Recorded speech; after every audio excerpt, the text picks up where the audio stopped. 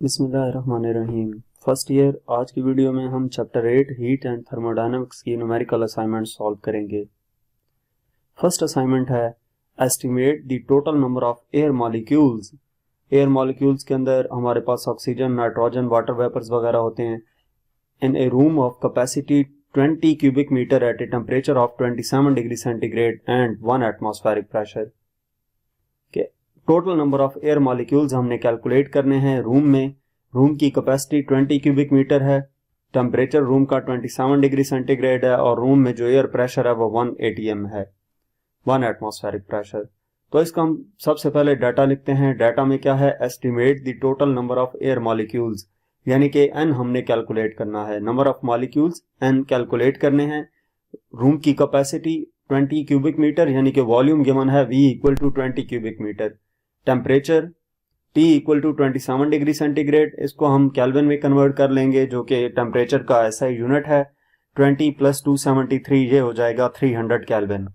And 1 atm pressure P की value 1 atm given है जो कि 1.01 इंटू 10⁵ पास्कल के इक्वल होती है। तो इसका सोल्यूशन देखते हैं हम। हमारे पास फार्मूला है PV equal to KNT। PV equal to KNT, हमने n कैलकुलेट करना है तो n इक्वल आ जाएगा PV डिवाइडेड बाय KT। अब इसमें से हमने P की वैल्यू गिवन है प्रेशर की 1.01 इंटू 10⁵, V वॉल्यूम है रूम का 20 divided by K Boltzmann constant है जिसकी वैल्यू 1.38 इंटू 10⁻23 होती है और T टेम्परेचर गिवन है 300। इसको हम सिंप्लीफाई करेंगे, ऊपर वाली वैल्यूज को मल्टीप्लाई करते हैं तो 20.2 इंटू 10⁵ आ जाता है डिवाइडेड बाय नीचे वाली वैल्यूज को सिंप्लीफाई करें, मल्टीप्लाई करें तो ये 414 इंटू 10⁻23 आएगा। इन दोनों वैल्यूज को डिवाइड करेंगे तो n की वैल्यू हमारे पास आ जाती है 4.9 इंटू 10⁻26। ये नंबर ऑफ एयर मॉलिक्यूल्स हैं, यानी कि वो रूम जिसकी कैपेसिटी 20 क्यूबिक मीटर थी, जिसका वॉल्यूम 20 क्यूबिक मीटर था, उसमें नंबर ऑफ मॉलिक्यूल्स जो हैं वो 4.9 इंटू 10⁻26 हैं। ये नंबर ऑफ एयर मॉलिक्यूल्स हैं। नेक्स्ट हमारे पास असाइनमेंट नंबर 2 है। A sample of gas is compresses to 1/3 of its initial volume at constant pressure of 2.25 into 10⁵ newton per square metre. Gas का सैंपल है और उसको कंप्रेस किया गया है 1/3 ऑफ इट्स इनिशियल वॉल्यूम तक, यानी कि उसका जो इनिशियल वॉल्यूम था उससे 1/3 तक कंप्रेस कर दिया गया। कांस्टेंट प्रेशर पे, प्रेशर की वैल्यू हमें गिवन है 2.25 into 10⁵ newton per square metre. During the compression 200 joule on work is done of the gas. 200 joule of work is done on the gas. ठीक है, 200 जॉल का वर्क किया गया है गैस के ऊपर। Determine the final volume of the gas. तो data इसका नोट करते हैं। Sample of gas is compresses to 1/3 of its initial volume. Initial volume VI को हम V कह लें तो फाइनल वॉल्यूम V/3 होगा, क्योंकि उसने कहा है कि कंप्रेस कर दें 1/3 ऑफ इट्स इनिशियल वॉल्यूम। तो VF कितना हो जाएगा? V/3, अगर इनिशियल वॉल्यूम हम V कंसिडर करें। प्रेशर P की value 2.25 into 10⁵ newton per square metre given है। कंप्रेशन के दौरान जितना वर्क गैस के ऊपर हुआ है W इक्वल टू 200 जॉल है। फाइनल वॉल्यूम गैस का कैलकुलेट करना है, यानी कि VF की वैल्यू कैलकुलेट करनी है। तो इसका हम सोल्यूशन देखते हैं। हमारे पास फार्मूला है W equal to -P delta V, -W equal to P delta V। अब -W के साथ क्यों आया है? क्योंकि कंप्रेशन हुई है। कंप्रेशन के दौरान जो वर्क डन है वो नेगेटिव लिया जाएगा, तो -W इक्वल आ जाएगा P इंटू डेल्टा V की वैल्यू आएगी VF माइनस VI, यानी कि -W equal to P into VF की वैल्यू V/3 है माइनस VI V है। इसका एलसीएम लेंगे तो V -3V डिवाइडेड बाय 3 आ जाता है, यानी कि -W equal to P into -2V divided by 3। तो 2 को बाहर लिख देंगे, -2P V/3 अंदर लिख देंगे। V/3 ब्रैकेट में अलग इस वजह से लिखा है कि V/3 हमारे पास VF के इक्वल है, तो इस V/3 की जगह पे VF लिख देंगे और W equal to 2P into VF आ जाएगा। यहां से VF कैलकुलेट करना है जो कि W डिवाइडेड बाय 2P के इक्वल हो जाएगा, यानी कि 2P इधर आकर डिवाइड होगा। तो VF इक्वल आ जाएगा W की वैल्यू हमारे पास गिवन है 200, 2 इंटू प्रेशर 2.25 इंटू 10 पावर 5 है। इसको हम सिंप्लीफाई करेंगे तो फाइनल वॉल्यूम आ जाएगा 4.4 into 10 power -4 cubic metre. Next assignment number 8.3 है, a cup is filled with hot tea with a spoon for stirring purpose. एक कप है जिसको गर्म चाय से फिल किया गया है स्पून की मदद से। Initially the T has an internal energy of 200 kilo जॉल। T की जो इंटरनल एनर्जी है वो 200 किलो जॉल है। And while cooling it losses 150 kilo जॉल of heat. और जब उसको ठंडा किया जाता है तो वो उसकी जो इंटरनल एनर्जी है वो 150 किलो जॉल लॉस कर जाती है। Spoon does 25 kilo जॉल of work while steering. तो जो स्पून है वो क्या कर रही है, 25 किलो जॉल का वर्क कर रही है स्टीयरिंग के वक्त, यानी कि मिक्स करते वक्त, हिलाते वक्त चाय को। Find the change in internal energy of the T and the final energy of the T. Change in internal energy और फाइनल एनर्जी कैलकुलेट करनी है। तो जरा हम इसका डाटा नोट करते हैं। कप को हॉट टी से फिल किया गया। इनिशियली टी का जो इंटरनल एनर्जी है यानी कि UI 200 किलो जॉल है। While cooling it losses 150 kilo जॉल of heat. Heat क्यों लॉस हुई है तो नेगेटिव ली जाएगी, क्यों इक्वल आ जाएगा -150 किलो जॉल के। Spoon does 25 kilo जॉल of work. Work कितना हुआ है W 25 किलो जॉल। तो change in internal energy delta U calculate करना है एंड फाइनल इंटरनल एनर्जी यानी कि UF कैलकुलेट करना है। तो इसका हम सोल्यूशन देखते हैं। हमारे पास फार्मूला है delta U equal to Q minus W, यानी कि इंटरनल एनर्जी किसकी इक्वल होगी, जितना उसको हीट प्रोवाइड की गई माइनस जितना वर्क डन हुआ। तो delta U internal energy equal होगा Q की वैल्यू -150 है, माइनस वर्क हुआ है 25। तो ये दोनों वैल्यूज किलो जॉल में थी, इनका आंसर भी किलो जॉल में आएगा, -175 kilo जॉल।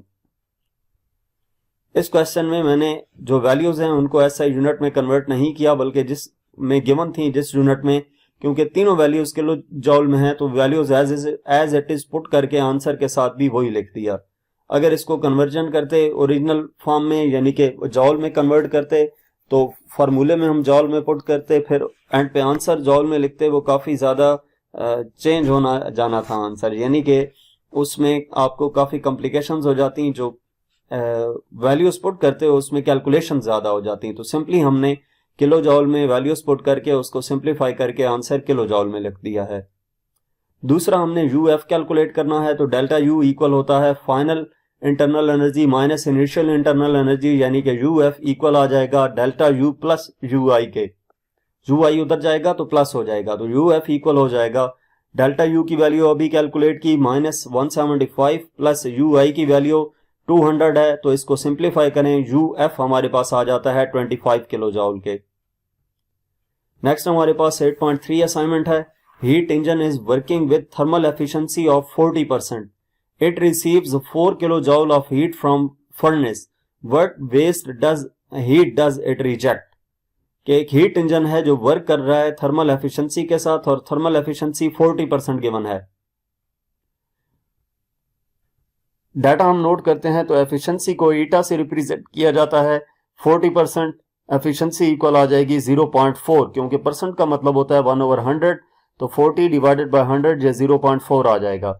It receives 4 kilojoule of heat from the furnace. Heat Q1 जो है वो 4 किलो जॉल है, यानी कि 4000 जॉल। किलो 1000 की इक्वल होता है तो 4 से मल्टीप्लाई करेंगे, ये 4000 जॉल हो जाएगा। What waste heat does it reject? कितनी हीट जो है वो रिजेक्ट करेगा, यानी कि Q2 हमने कैलकुलेट करनी है। Q1 कौन सी है जो हीट प्रोवाइड की गई, और Q2 जितनी वेस्ट होगी। तो हम इसका सोल्यूशन देखते हैं। हमारे पास एफिशिएंसी इक्वल होती है 1 माइनस Q2 ओवर Q1। यह एफिशिएंसी का फार्मूला है। एफिशिएंसी की वैल्यू हमारे पास 0.4 है, equal to 1 minus Q2 calculate करना है। Q1 की वैल्यू 4000, Q2 ओवर 4000 उधर जाएगा तो प्लस हो जाएगा, और ये वाली वैल्यू इधर जाएगी तो माइनस हो जाएगी, यानी कि Q2 डिवाइडेड बाय 4000 इक्वल हो जाएगा 1 माइनस 0.4। तो Q2 ओवर 4000 इक्वल आ जाता है 0.6 के। अब इसमें से Q2 कैलकुलेट करना है तो 4000 इधर आकर मल्टीप्लाई होगा, यानी कि Q2 इक्वल हो जाएगा 0.6 इंटू 4000। Q2 की वैल्यू आ जाती है 2.4 इंटू 10 पावर 3 जॉल। इसको हम मल्टीप्लाई करेंगे, 2.4 इंटू 10 पावर 3 जॉल बन जाएगा, जो कि 2.4 किलो जॉल के इक्वल है। 10 पावर 3 जो है वो प्रीफिक्सेस में किलो के इक्वल है, तो Q2 2.4 किलो जॉल आ जाएगा। नेक्स्ट असाइनमेंट नंबर 5 है, the temperature inside a refrigerator is T2 degree centigrade and the room temperature is T1 degree centigrade. Temperature जो है रेफ्रिजरेटर के अंदर वो T2 डिग्री सेंटीग्रेड है और room temperature T1 degree centigrade है। Find the amount of heat delivered to the room for each joule of electricity consumed ideally. Amount of heat calculate करनी है जो कि रूम को डिलीवर होगी for each joule of electricity consume, कि हर जॉल के बदले कितनी इलेक्ट्रिसिटी कंज्यूम हो रही है। तो डाटा में हमारे पास टेम्परेचर T है, T1 जो है उसको T1 डिग्री सेंटीग्रेड कह देंगे प्लस 273 केल्विन। ये क्या किया है, डिग्री सेंटीग्रेड को केल्विन में कन्वर्ट करने के लिए प्लस 273 लिखा है। इसी तरह जो T2 है वो कितना है, T2 degree centigrade plus 273 kelvin. Find the amount of heat delivered to the room, यानी कि Q1 कैलकुलेट करना है। तो इसका सोल्यूशन देखते हैं। हमारे पास coefficient of performance COP equal होता है Q1/W equal to T1 over T1 minus T2। ये इसका मेन फार्मूला है, इसके जरिए से ये क्वेश्चन सॉल्व होगा, लेकिन इसके लिए T1 और T2 की वैल्यूज हमें मालूम होती तो हम इसमें पुट करके वैल्यूज आंसर फाइंड कर सकते थे। लेकिन इस गिवन कंडीशन में बस ये जस्ट फार्मूला है जिसकी मदद से हम वैल्यूज ये आंसर कैलकुलेट कर सकते हैं, क्योंकि वर्क डन भी हमें नहीं गिवन, T1 की वैल्यू भी, T1 और T2 की वैल्यू भी नहीं गिवन, तो इसमें हम वैल्यूज पुट भी कर दें तो ये नेक्स्ट एक स्टेप तक आएगा, बस उसके बाद मजीद सॉल्व नहीं हो सकता। तो T1 और T2 की वैल्यूज गिवन हो तो हम इसको कैलकुलेट कर सकते हैं। नेक्स्ट असाइनमेंट नंबर 8.6 है, a body 150 degree centigrade undergoes a reversible isothermal process. एक बॉडी है जिसका टेम्परेचर 150 डिग्री सेंटीग्रेड है और वो रिवर्सिबल आइसोथर्मल प्रोसेस कर रही है, से गुजर रही है।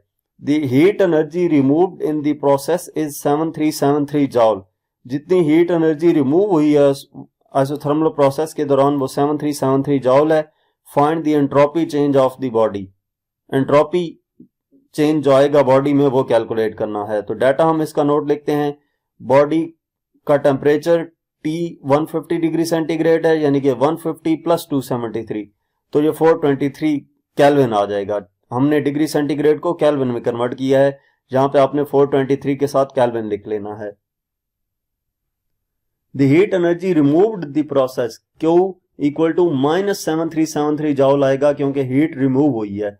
Find the entropy change delta S calculate करना है, तो हम इसका सोल्यूशन देखते हैं। हमारे पास एंट्रोपी फाइंड करने के लिए फॉर्मूला है delta S equal to delta Q by T. Delta Q की वैल्यू -7373 है और टी की वैल्यू 423 है। इसको हम डिवाइड करेंगे तो चेंज इन एंट्रोपी आ जाता है -17.43 जॉल पर केल्विन। तो यहां तक हमारे पास इस चैप्टर की असाइनमेंट्स थी। मजीद किसी भी चैप्टर की एक्सरसाइज का सोल्यूशन देखने के लिए हमारा चैनल विजिट करें। इसके अलावा अगर आप किसी भी सब्जेक्ट की ऑनलाइन जॉब ट्यूशन पढ़ना चाहते हैं तो हमसे व्हाट्सएप पे कांटेक्ट कर सकते हैं। Thank you.